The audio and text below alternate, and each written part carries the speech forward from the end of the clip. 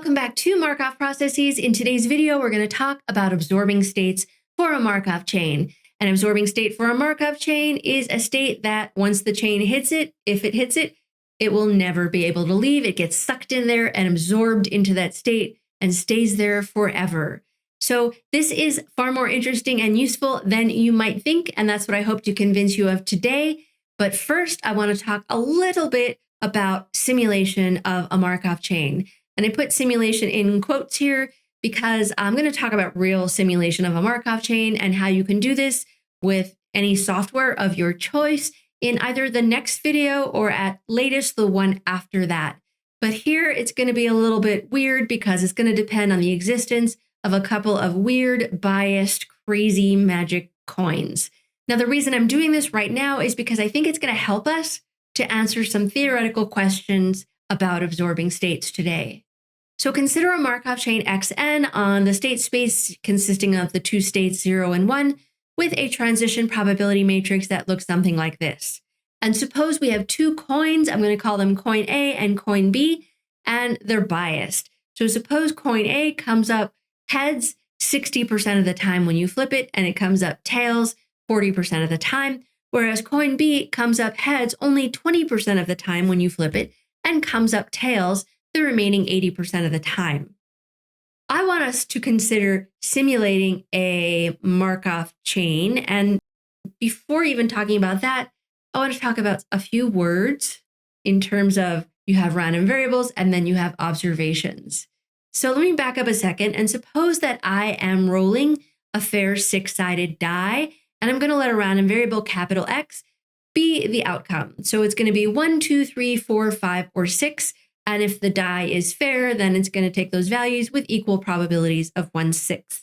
Now, looking at X, I can guess what I expect to see, but I don't know exactly what it is. It's not a number, it's a random variable. But once you roll the die, you have a number and you have a value for X, and X is no longer random. In this case, we have an observation for the random variable X, otherwise known as a realization, an actual numerical value that is your random variable observed is known as a realization.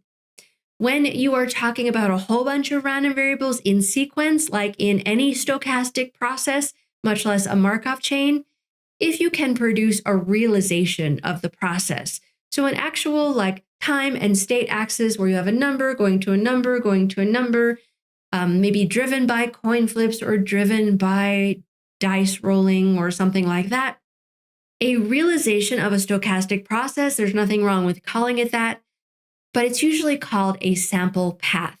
So sample path is a realization or observed numerical outcome for a stochastic process. With that, we are really, truly ready to go. Let's consider simulating a sample path of our Markov chain Xn. We have to start somewhere, so I'm just going to arbitrarily say that we're starting at state 0. So I have a time axis and a state axis, and here I have a point at state 0. Now this chain is supposed to run according to these transition probabilities given in this matrix. And because I'm at state 0, I should focus in on the 0 row of this matrix. It's actually the first row, but I've labeled the rows 0 and 1. So the 0 row, where I can see that I can stay at 0, you can consider this staying or moving from 0 to 0 because we will move forward in time. So the sample path will stay flat at 0 as I move forward to time 1 or go up to state 1. And it will happen with probabilities 0.6 and 0.4 respectively. So how might I make that happen? I happen to have these great biased coins, and coin A comes up heads with probability 0.6 and tails with probability 0.4. So why don't we flip coin A? And suppose I do, and suppose the outcome is tails. Now that's an outcome that's going to happen with probability 0.4. And given we're at state 0, this is going to correspond to a move to state 1 because that happens with probability 0.4. So I'm using these weird coins to drive the chain, and the chain is going to move to state 1 at time 1 like this. So now we are in state 1. And looking at the transition probability matrix, I need to focus on the row that's labeled 1. It's actually the second row, but we have a 0 row and a 1 row. So the row that is labeled 1. And you can see that from state 1, I'm going to go to state 0 with probability 0.2, and I'm going to stay flat at state 1 with probability 0.8.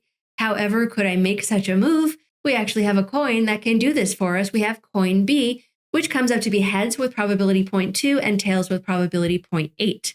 So I am going to flip coin B, and let's just suppose the outcome is tails. So that corresponds to the 0.8 probability, which is over here, which is, given you're at state 1, the probability you move to state 1. So I am going to keep the sample path flat at state 1 as I move forward to time step 2. So let's do one more coin flip because I do think you're getting the idea.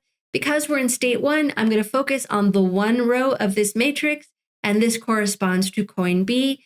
I need to flip coin B, which comes up to be heads with probability 0.2 and tails with probability 0.8. So when I flip it, if I get heads, I'm going to move to state 0, and if I get tails, I'm going to stay flat at state 1.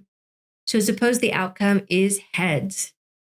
This means we're going to move to state 0, and so we are generating or simulating a sample path of the Markov chain, and right now we are relying on having these strange coins, but when we actually get into simulation for real in this course, I'll tell you how to do this with a random number generator built into whatever software you want to use.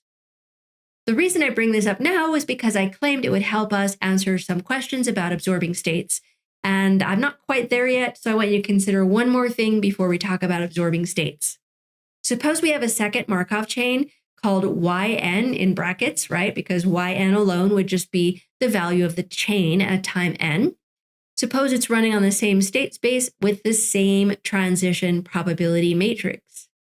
I could run this chain completely independently of the X chain.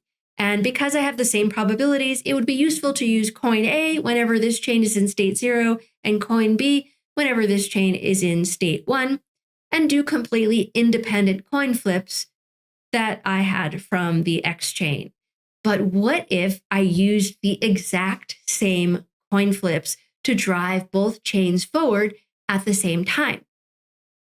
It's then easy to see that if the sample paths for xn and yn are started in the same states, they will stay together for all time. Furthermore, if we start them differently, so maybe we start the X chain at state 0, but we start the Y chain at state 1, if maybe in the first move, the X chain stays flat and goes from 0 to 0, whereas the Y chain moves from state 1 to state 0, now at time 1, they're in the same place and they will be in lockstep for the rest of their lives. So this is what I would call running the chains in tandem. That's not a word you're going to find looking in the Markov literature, I don't think, but I'm running them together in tandem. So I like to say this, and I think this is going to be helpful for what is to come. So that's enough simulation with crazy magic coins today. Let's get back to talking about absorbing states. An absorbing state for a Markov chain, as you already know, is a state that if you hit it, you can never leave. The quintessential first example that most people in probability or Markov processes give is the gambler's ruin problem. So suppose you are gambling, you're playing some kind of game that happens in rounds.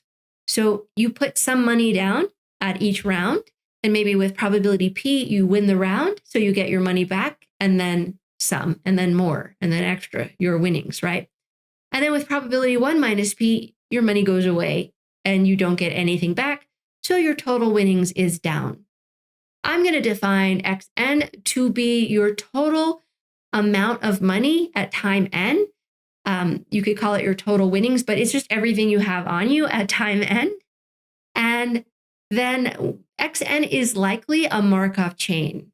I say likely because I didn't really give specifics about how this game is running and how you're making your decisions, but it's probably a Markov chain.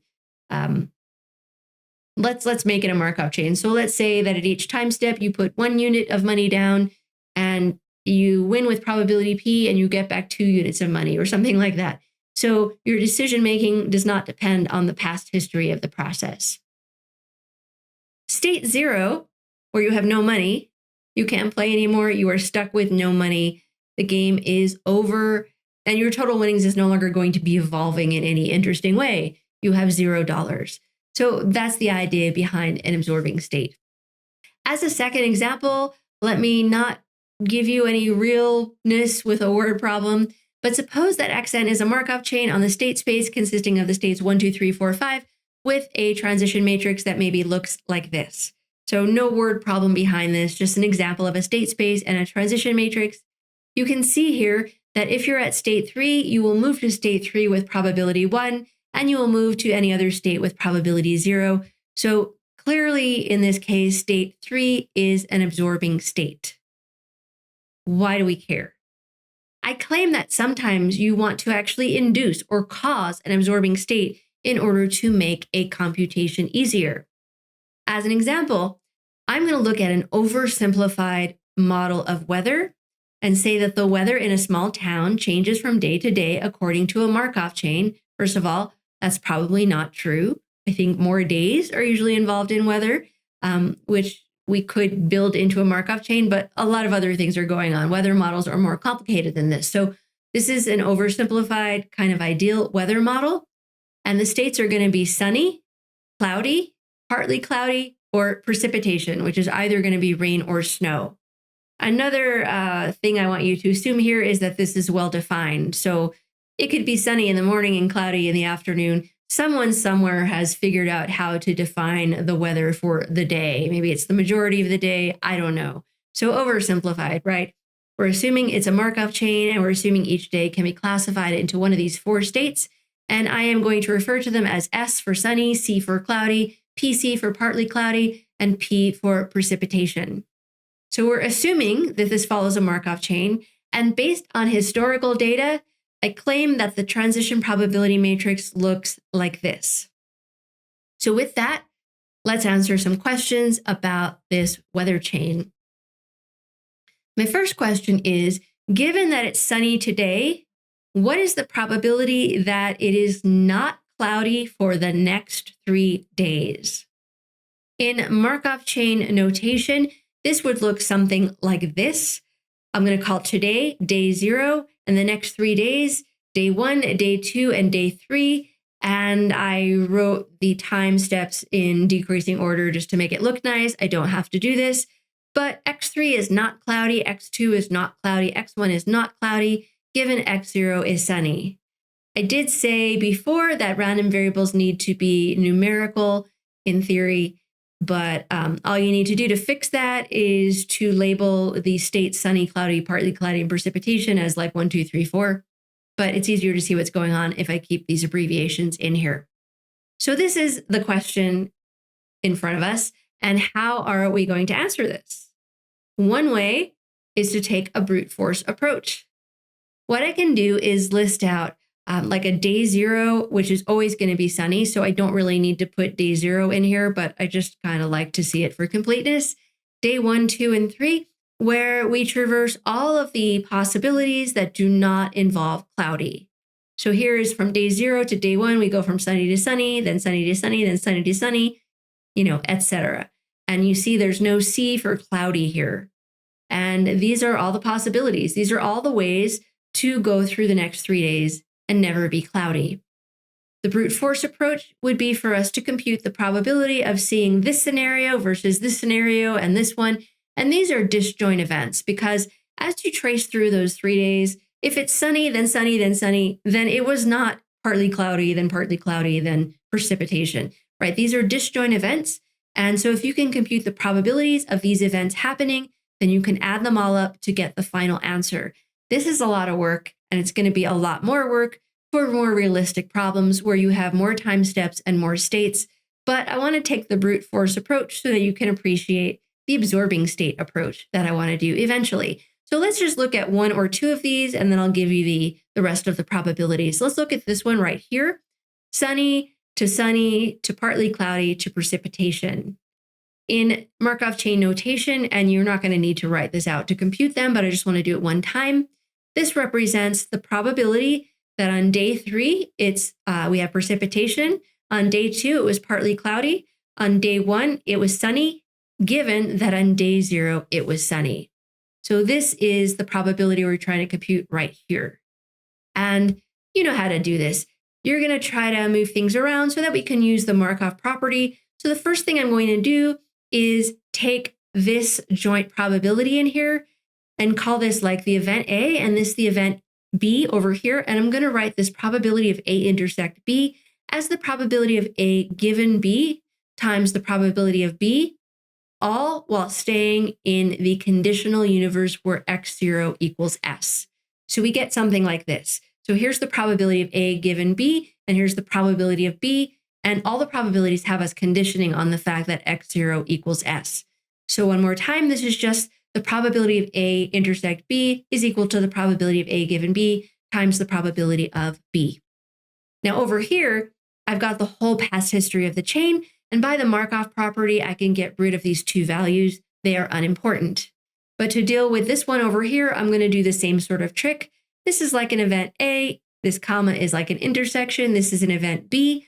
And I'm going to write this as the probability of A given B times the probability of B, all while staying in the conditional universe where x0 equals s.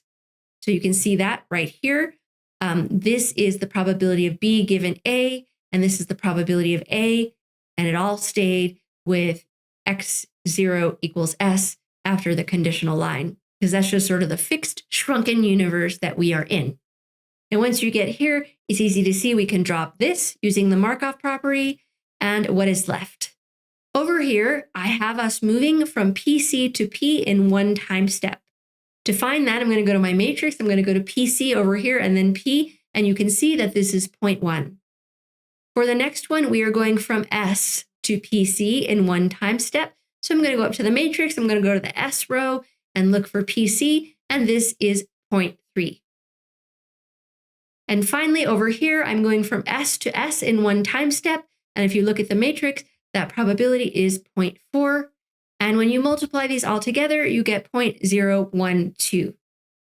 So the easier way to do this, rather than writing this all out, is to see what you might be realizing right now.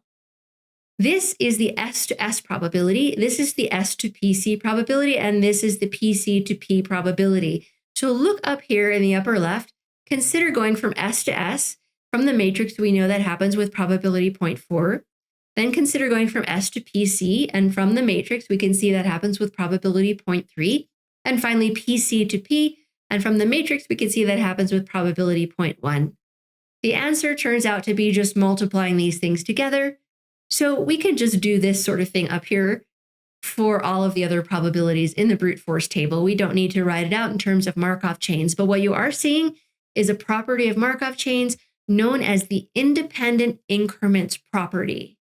If you have a chain starting at time 0 and then going to time 1 and then time 2, etc., where you are at time 3 depends on where you were at time 2, which depends on where you were at time 1, which, so where you are at time 3 actually does depend on where you are at time 0. But we talked about there being a conditional independence when something in between has been fixed and given, an in-between time step. But what we're also seeing is that the increments, the moving between states of the chain at each time step, is independent of the previous move. So where you go next depends on where you currently are, but doesn't depend on the previous move. And so this sort of incremental process for the Markov chain, we have independent increments. And so this is going to make the rest of the computations a lot easier. But going back to the table, we worked out one of the probabilities. It was 0.012. So let's just look at one more really quick, and then I will fill in the table for you. How about this one? So we're going from S to P to PC to S. And just using the independent increments property, I first want to look at the probability of going from S to P, and that is 0.1. Read that out of the matrix. I want to multiply them by the probability of going from P to PC, and reading that out of the matrix, that is 0.3. And finally, I want to look at the probability of going from PC to S, and reading that out of the matrix, we get 0.2. And when you multiply these all, you get 0.006. So this fills in another part of our table. And now I'm just going to tell you that I did it on the side. I did it for you ahead of time, and I got all of these values. So these are all of the paths that start at sunny and go through the next 3 days without hitting cloudy. They are all disjoint events, and we worked out the probabilities, and because they're disjoint, we get to total them to get the probability of not being cloudy in any of the next 3 days as 0.494. As a reminder, this is what we were computing, and we just worked it out and got 0.494. And that was not a fun process. And as I said, when you have more states and more time steps, it's going to be really, really bad. What does this have to do with absorbing states? I think you're really, really going to like this. I have an alternative approach for you using absorbing states. So here's the probability I want to compute. Here's the transition matrix. I want you to consider another Markov chain that I'm going to call yn in brackets on the same state space, running according to its own transition probability matrix. I'm going to call this Q, and it's going to look like this. So what I have here is basically the P matrix, except for one thing. This cloudy state that I don't ever want to hit, I've turned it into an absorbing state. So I made C to C, that probability is 1, and then C to everything else is 0. Again, the state here that I don't ever want to hit, I made that an absorbing state. And why should this be helpful? If you imagine running both chains in tandem with the same random input, the same magic coins or whatever, then you can see that if you start both chains, say in precipitation, then they will both move to sunny with the same probability. They will both move to cloudy with the same probability. They'll both move to partially cloudy with the same probability, and so on. And they will stay together if you're using the same random input to make that decision. However, if the Y chain hits the cloudy state, it will stay there forever. And why is this useful? It is useful because this probability that we care about can now be written as the probability that Y3 is not cloudy, given that Y0 is sunny. So I'm starting them both sunny, right? And if X1 is not cloudy and X2 is not cloudy and X3 is not cloudy, then Y3 is not going to be cloudy. Y3 is going to be whatever X3 is. On the other hand, if Y3 is not cloudy, then not only is X3 not cloudy, but I know for sure that X2 and X1 were not cloudy, because if they were, Y3 would be cloudy. So this single piece of information here actually captures all of this information here. And this probability here is much easier to compute. It is simply 1 minus the probability that Y3 is in the cloudy state, given that Y0 equals S. And you can compute this. This is a 3-step transition for the Y chain. So this is going to be 1 minus the S to C entry of the 3-step transition matrix for Y.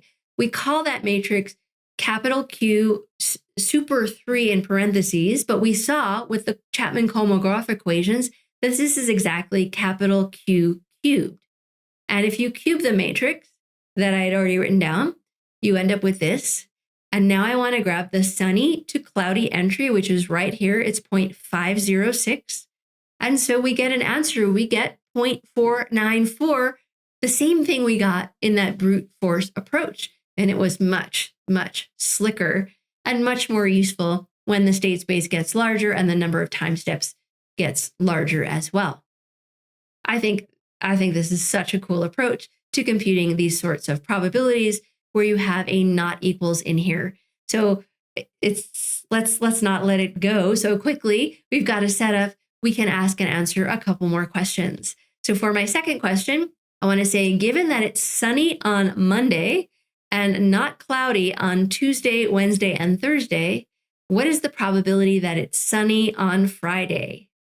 I am going to rewrite this in terms of X's and time steps. So I'm going to call Monday day 0, and then Tuesday, Wednesday, and Thursdays, days 1, 2, and 3, and then Friday, day 4. And so what we're trying to find is the probability that X4 is sunny, given that X3 is not cloudy, X2 is not cloudy, X1 is not cloudy, and X0 is sunny. How can we compute this? Before I do, I want to point out 2 potential mistakes that I see a lot from beginners in Markov chains. The first is to say that because it's a Markov chain, this probability is equal to just this part. The reason this is not true is because once you are given a value of the chain at some time step, the earlier time steps don't matter. But at time 3, I actually don't know the value of the process. I just know where the process is not. So I don't have a state locked in. And so the Markov property just doesn't work that way. We could actually work out what this would be doing Markov type calculations, but we have enough calculations to do today. So I claim these are not the same. And if you think they are, you're interpreting the Markov property just a little bit incorrectly. You have to know where you are at a time step before you can knock out earlier history. At the same time, a second potential mistake would be to say that this probability is just the probability of this given this, because this sunny state over here is the last actual given known state of the chain. So that seems reasonable, but at the same time, you can't ignore that you do have some future information, and that needs to play in here. So the Markov property also does not say to turn this into this. So what I want to do now is take this conditional probability and rewrite it into something we know would follow the Markov property. Here's the probability we want. And what I'm about to do would not really be my first move. I'll show you what my first move would be, but I'm going to do it just in case someone needs help getting to where I want to actually be. And that is, I'm going to write out the definition of this conditional probability as the probability of the full intersection over the probability of the stuff after the conditional line. Because I want to work with conditional probability, knowing where I start the chain, I am going to rewrite this big intersection probability as the probability of this part given this times the probability of this. And I'm going to do the same thing with the denominator. I don't have an initial condition or an initial distribution for this chain. So I don't know what these two probabilities are, but really it's just one probability, and that's good because we can cancel them and it doesn't matter that we don't know what they are. So personally, I would go directly from the first line on this slide to this stuff that I've circled here. And to do that, you are using the same idea. You're writing a conditional probability as the intersection over the other intersection of the stuff after the conditional line, but you are staying in the conditional universe where x0 equals s. So you can go directly here if you see how we got there and you know that that's what's going to happen the next time. So that's what I'm doing. I am changing a conditional probability into an intersection probability over the stuff after the conditional line, but I am leaving something after the lines, the x0 equals s. And in the future, I am going to make this move more directly. The denominator here was question 1. So we already know that the denominator is 0.494, and it remains for us to find the numerator. Let me just recap this without all the extra steps in there. The denominator we wrote in terms of the y chain, and we argued that the denominator was equal to the probability that y3 is not cloudy given that y0 is sunny.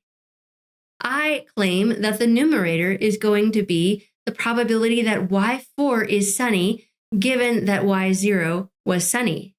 Why is that?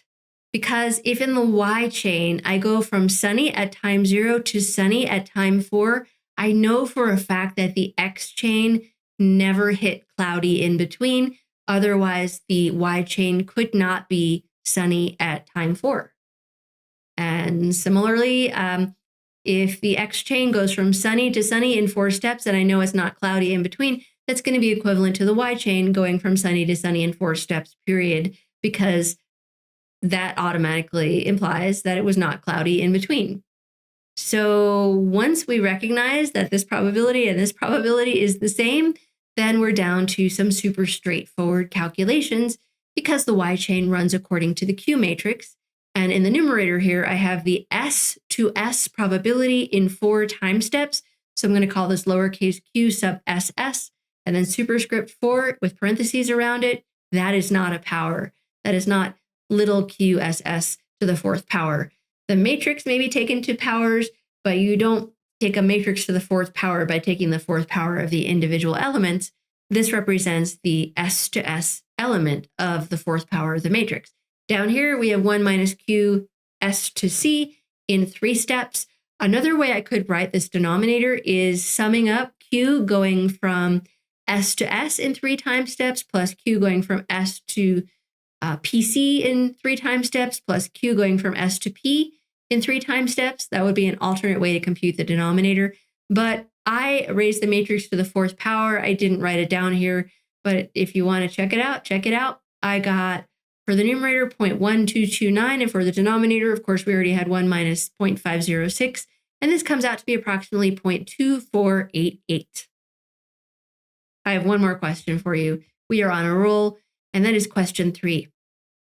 Given that it's sunny on Monday and not cloudy on Tuesday, Wednesday, Thursday, and Friday, so that and Friday is new information, what is the probability that it is sunny on Friday?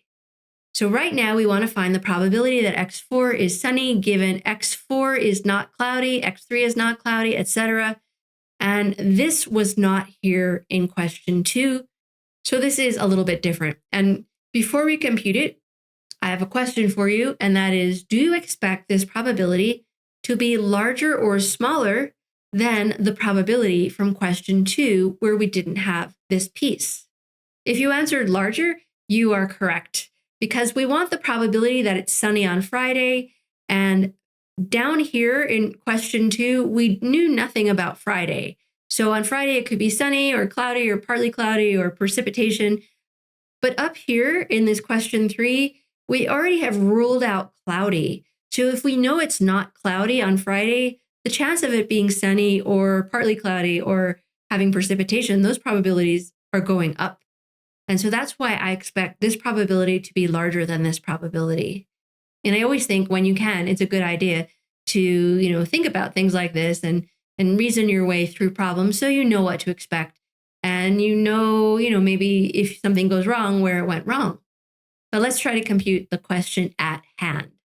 The first thing I'm going to do is I am going to rewrite this conditional probability as the probability of this intersected with this over the probability of this, all while staying in the conditional universe that x0 equals s. This is the step I did in 2 steps in the previous question. If you need to go back and look at that again to see why this is true, by all means do so. But what can we do from here? It appears that before moving forward, I have some redundant information in the numerator. It says that X4 is sunny, and it says that X4 is not cloudy. What if I rolled a fair 6-sided die and I said, what is the probability I get a 4 and I get an even number? There's some redundancy there. That's just the probability I get a 4, because if it's 4, it's even. So I don't care about whether or not I got an even number. It's just the probability of getting a 4. And that's what's happening here. If it's sunny and it's not cloudy, it's the same thing as it's sunny. So I'm going to drop this in the numerator. And what's left can be written in terms of the y chain, because for the x chain to go from S to S in 4 steps and never visit cloudy in between is the same as the y chain going from S to S in 4 steps, because the y chain will never make it to S in 4 steps if it hit cloudy in between. So if the y chain goes from S to S in 4 steps, I know it was not cloudy in between, so I don't need to write all that stuff down. Similarly, in the denominator, this is very close to what we did before, but we now have a 4th time step in the denominator. But this is the probability of going from S to not cloudy in 4 time steps in the y chain. Okay, so let me just recap that right here. Now for the numerator, I'm going to take the Q matrix. I'm going to raise it to the 4th power, and I'm going to grab the S to S entry. We call this lowercase q sub ss super 4 in parentheses. Again, this is not lowercase q s s to the 4th power. This is an element from the 4th power of the matrix. And then down here, this is me not going to cloudy in 4 time steps. So this is 1 minus the probability of going from sunny to cloudy in 4 time steps. So this is 1 minus q sub s and c super 4. These numbers turn out to be 0.1224 and then 1 minus 0.6134 for a total probability of 0.3177. So that's absorbing states for today. I'm not finished. We have a little more time, but isn't that cool? I mean, you don't just care about cases where you might get an absorbing state like the gambler's ruin problem, but sometimes you want to put an absorbing state into a problem in order to solve something that would otherwise be really complicated to do by brute force. And you could do this sort of thing with more not equal states. So if I talked about the probability of going from sunny to sunny in 4 days without ever passing through cloudy and without ever being partially cloudy, then I could make the Q matrix for the Y chain have both cloudy and partially cloudy be absorbing states, and we would be able to do the same sort of thing. So for the last few minutes today, I want to get started on what we're doing next time. Not yet simulation, that should come by the end of next class. But I do want to start talking about a longer history in a Markov framework. As an example, I have items coming off an assembly line that are either good or defective, and I'm going to label that G or D. And the defects in this assembly line usually come from problems with raw materials being fed in at the front end of the assembly line. And because of problems in the raw materials, defective items tend to appear in clusters. So in my little example here, I have some information for you. If the last 2 items off the assembly line were good, the next one will be defective with probability 0.05. And if the last 2 items off the assembly line were defective, the next one will be defective with probability 0.98. And if the last item was good, but the previous one before that was defective, the next one's going to be defective with probability 0.1. And finally, if the last item off the assembly line was defective, but the one before that was good, the next one will be defective with probability 0.7. I claim this is enough for us to describe this whole chain, but as you can see, what happens next in terms of are we good or defective as we run through this chain does not just depend on the previous value, but the previous 2. And this is easily dealt with for a small problem like this by sort of clustering the states together. So what we're going to do is we're going to use a state space consisting of 4 states: the good state, the good defective state, the defective good state, and the defective state. And so let's put together a transition probability matrix for this chain. How is this going to work? Let's look at the first piece of information. If the last 2 items were good, the next one will be defective with probability 0.05. This means, so I'm going to make some slots that represent the items. So I labeled this previous, current, and next, but you could label next. You could say this is current, this is the previous, and this is the one before that. I just think that was a little sloppy to write down, and by time homogeneity, it doesn't matter. I hope you know what I mean by this.